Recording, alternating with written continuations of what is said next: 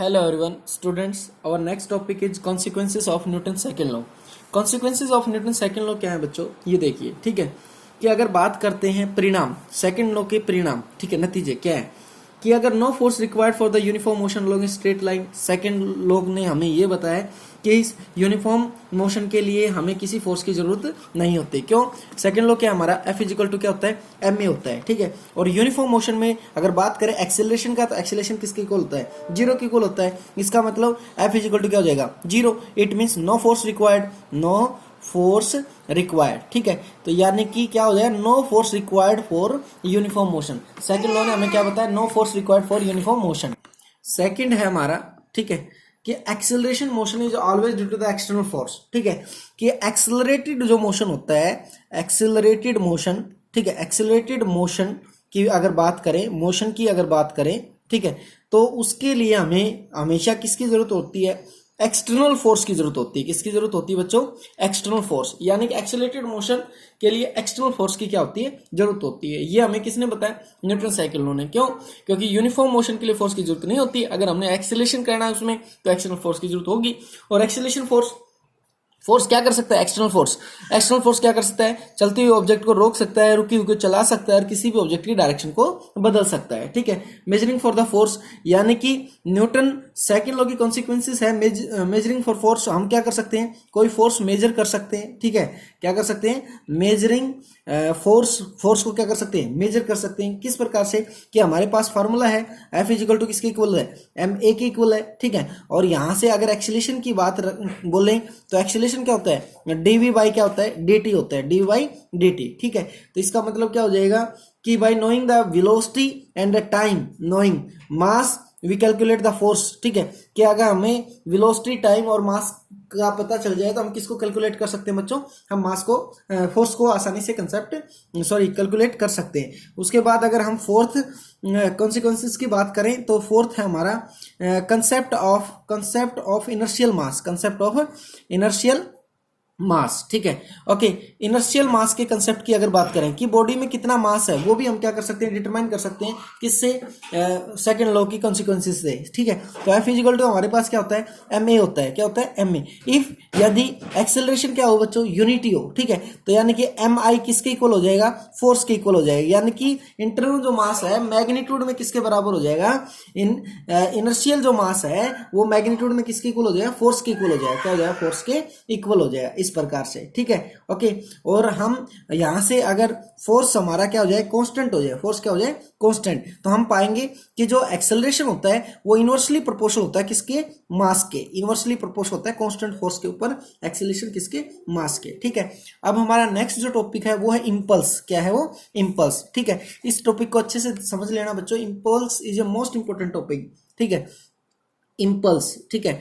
तो इंपल्स क्या होता है ये देख लीजिए। इंपल्स भी बच्चों एक फोर्स ही होता है। आई से इसको क्या करते हैं, रिप्रेजेंट करते हैं। इंपल्स क्या है, फोर्स है, इसको किससे रिप्रेजेंट करते हैं, आई से, ठीक है। ओके, तो इंपल्स क्या है, impulse of a force is product of average force during impact the time of impact, ठीक है। तो इसका मतलब क्या है कि इंपल्स जो फोर्स होता है वो क्या होता है कि प्रोडक्ट होता है, किसका प्रोडक्ट होता है, एवरेज फोर्स का किसके साथ, टाइम इंटरवल के साथ। किसके साथ, टाइम इंटरवल के साथ, ठीक है। तो यानी कि आई इज इक्वल टू किसके बराबर होता है, एवरेज फोर्स इनटू में टाइम के इक्वल हो। वी नो दैट न्यूटन का जो सेकंड लॉ होता है हमारा, वो किसके बराबर होता है बच्चों, वो होता है dp बाई dt के इक्वल। किसके इक्वल होता है, dp बाई dt के इक्वल, ठीक है। अगर क्रॉस मल्टीप्लाई कर दे हम, तो f dt किसके इक्वल हो जाता है, dp के इक्वल हो जाता है। किसके इक्वल हो जाता है, dp के इक्वल हो जाता है। Taking integration both side when time change from 0 to t, ठीक है, देन मोमेंट चेंज p1 से लेके p2, ठीक है। तो हम इंटीग्रेशन कर देंगे दोनों साइड, तो हमारे पास जो वैल्यू आएगी, take integration both side, integration कर देंगे हम किसका, टाइम का, यानी कि एफ डी टी, ठीक है, 0 से लेके t तक इंटीग्रेशन करेंगे। और किसका इंटीग्रेशन करेंगे हम, dp, ठीक है। तो dp का इंटीग्रेशन कहाँ से कहाँ तक करेंगे, p1 से लेके p2 तक हम dp का इंटीग्रेशन करेंगे, ठीक है। जैसे इंटीग्रेशन करेंगे हमारे पास जो वैल्यू आ जाएगी वो इस प्रकार से आ जाएगी। फोर्स क्या आ जाएगा हमारा, एवरेज फोर्स है ये, ठीक है। कौन सा फोर्स है, एवरेज फोर्स। और टाइम का 1 का integration with respect to dt बच्चों क्या होता है, t होता है। अपर लिमिट पुट करोगे t और लोअर लिमिट पुट करेंगे 0, इस प्रकार से, ठीक है। इज इक्वल टू dp का इंटीग्रेशन होगा p, क्या होगा p, अपर लिमिट क्या है p2 और लोअर लिमिट क्या है p1 है, ठीक है। जैसे ही हम लिमिट को पुट करेंगे हमारे पास जो फॉर्मूला आएगा वो इस प्रकार से आएगा, एवरेज फोर्स इनटू में टाइम, एवरेज फोर्स इनटू में टाइम, ये किसके इक्वल हो जाएगा, ये P2 माइनस में P1 के इक्वल हो जाएगा, P2 माइनस में P1 के इक्वल हो जाएगा। और जो ये चीज है ना हमारे पास, इसको हम क्या बोलेंगे, फोर्स इनटू में टाइम को क्या बोलते हैं हम, इंपल्स फोर्स बोलते हैं। क्या बोलते हैं, इंपल्स फोर्स। तो इंपल्स फोर्स हमारा क्या होता है, चेंज इन मोमेंटम होता है बच्चों, क्या होता है, चेंज इन मोमेंटम, ठीक है। इंपल्स फोर्स क्या होता है हमारा, चेंज इन मोमेंटम होता है, इस प्रकार से, ठीक है। It is a vector quantity, ये कौन सी क्वांटिटी होती है, ये वेक्टर क्वांटिटी होती है। कौन सी क्वांटिटी होती है, वेक्टर क्वांटिटी। अगर डायमेंशन की बात करेंगे तो फोर्स की डायमेंशन क्या होती है, ml t माइनस 2 और साथ में क्या है, टाइम, तो यानी कि एक टाइम और हो जाएगा, तो यानी कि क्या हो जाएगा हमारे पास ml t माइनस 1, ठीक है। ये क्या आ जाएगा, डायमेंशन फार्मूला फॉर इंपल्स, ठीक है। और अगर एसआई यूनिट की बात करेंगे इंपल्स की, एसआई यूनिट की बात करेंगे तो एसआई यूनिट क्या होती है इंपल्स की, न्यूटन सेकंड, क्या हो जाएगी, न्यूटन सेकंड हो जाएगी, ठीक है। और न्यूटन सेकंड के अलावा किलोग्राम मीटर पर सेकंड भी हो सकती है, सीजीएस यूनिट डाइन सेकंड हो जाएगी, ग्राम सेंटीमीटर पर सेकंड भी हो जाएगी। उसके बाद है बच्चों application of impulse force, most important, ठीक है। मोस्ट इंपॉर्टेंट एप्लीकेशन होती हैं इंपल्स फोर्स की, हर जगह यूज होती हैं, ठीक है। और एग्जाम में काफी बार पूछा गया है कि ये एप्लीकेशन किसका है, तो यानी कि इंपल्स फोर्स का एप्लीकेशन है।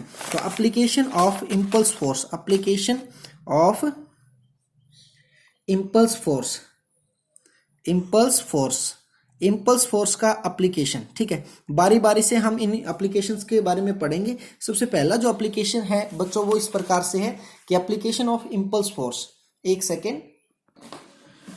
फर्स्ट एप्लीकेशन है बच्चों, a cricket player always lower his hand while taking the catch, ठीक है। आपने देखा हमेशा क्रिकेट प्लेयर जब भी कैच को पकड़ते हैं तो वो हमेशा क्या करते हैं, हाथों को पीछे लेके जाते हैं। वो कारण होता है बच्चों कि जब हाथों को पीछे लेके जाते हैं, इसका मतलब क्या है, एफ जो है हमारा कांस्टेंट मोमेंटम के ऊपर इनवर्सली प्रोपोर्शनल है किसके, टाइम के, ठीक है। तो यानी कि टाइम जितना ज्यादा लगेगा उतना ही क्या होगा हमारे पास कि फोर्स कम लगेगा, और फोर्स कम लगने का मतलब क्या है, इंजरी कम होगी। इसका मतलब यही है कि जो शॉर्ट पे प्लेयर खड़े होते हैं उनके पास बॉल बहुत ही हार्ड होती है, क्रिकेट बॉल, और बहुत ही मतलब फास्ट आती है, इसीलिए वो जब भी कैच पकड़ते हैं तो क्या करते हैं कि वो अपने हाथों को पीछे ले जाते हैं, लोअर हिज हैंड, ठीक है। तो वो किस लिए ले जाते हैं, to increase the time of contact, time of contact बढ़ जाए उनके हाथों और बॉल के बीच में, जिससे उनके फोर्स कम से कम लगे उनके ऊपर, और फोर्स कम लगेगा तो इंजरी भी क्या होगी, कम होगी, ठीक है। ओके, तो इस प्रकार से हम बहुत सारी एप्लीकेशंस करने वाले हैं। सबसे सेकंड जो एप्लीकेशन है वो क्या है, China glass wares always wrapped in paper and straw pieces. आपने देखा है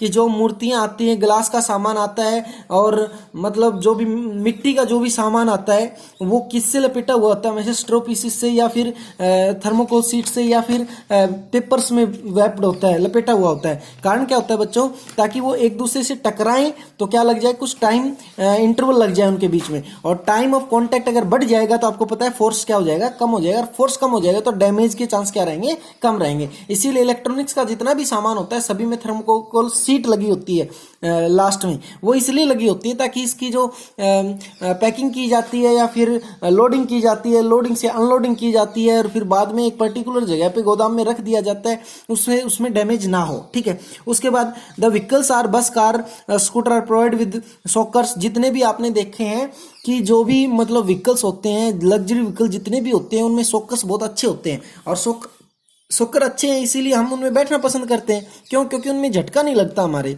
जैक नहीं लगता, ब्रेकर पे रोड टूटी फूटी होती है तो भी ज्यादा फर्क नहीं पड़ता उससे। उसका कारण यही है बच्चों कि उनके सोकर बहुत अच्छे होते हैं, और जिनके सोकर अच्छे होते हैं उनका टाइम इंटरवल क्या होता है, ज्यादा होता है। टाइम इंटरवल अगर ज्यादा होगा तो क्या हो जाएगा बच्चों कि फोर्स कम लगेगा, और फोर्स कम लगेगा इसका मतलब क्या है कि हमें जैक कम लगेगा, झटका कम लगेगा, ठीक है। Bogie of train provide with the buffers. जो ट्रेन की बुग्गी होती है वो किसके साथ प्रोवाइड की जाती है, बफर्स के साथ प्रोवाइड की जाती है, ताकि ब्रेक लगने पर जब एक बुग्गी दूसरी बुग्गी से टकराए तो मूवमेंट को, जो कॉन्टैक्ट ऑफ कोलाइडिंग टाइम है उसमें क्या हो जाए, कुछ ज्यादा हो जाए, वो टाइम इंटरवल बढ़ जाए, और टाइम इंटरवल बढ़ेगा तो इसका मतलब क्या होता है कि फोर्स कम से कम लगेगा, और फोर्स कम से कम लगेगा तो जैक झटका कम से कम लगेगा, ठीक है। उसके बाद कहते हैं during collision of two vehicle, जब दो व्हीकल्स कोलाइड करते हैं, टकराते हैं, तो हमें पता है कि क्या होता है कि वो क्या करते हैं, एक दूसरे को कोलाइड करते हैं। कोलाइड करेंगे तो क्या हो जाएगा, कि टाइम इंटरवल क्या होता है, बहुत ही कम होता है आमने सामने की टक्कर में, और आमने सामने की टक्कर में टाइम इंटरवल कम होता है, तो इसका मतलब इंजरी के ज्यादा चांस होते हैं। यानी कि जहां पे भी टाइम इंटरवल को हम बढ़ा पाए कोलिजन के दौरान, तो वहां पे फोर्स कम से कम लगेगा और इंजरी कम से कम होगी। ठीक है, तो ये यहां तक हमारा जो सिलेबस था इंपल्स फोर्स विद एप्लीकेशन, ये कल के टेस्ट में आएगा।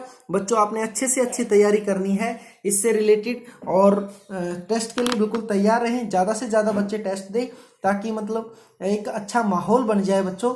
सभी कुछ बच्चे ऐसे हैं जो केवल टेस्ट दे रहे हैं और बाकी नहीं दे रहे। जैसे ही आप सभी बच्चे टेस्ट देना स्टार्ट कर दोगे, तो आपका जो रिस्पॉन्स है टेस्ट का, वो भी आपको तुरंत मिलना स्टार्ट हो जाएगा, कि आपके जो चेकिंग है, चेकिंग प्रोसेस है, और कितने मार्क्स आए किस बच्चे के, वो आपको सभी को टाइम टू टाइम मिल जाएगा। ठीक है, ओके, थैंक यू।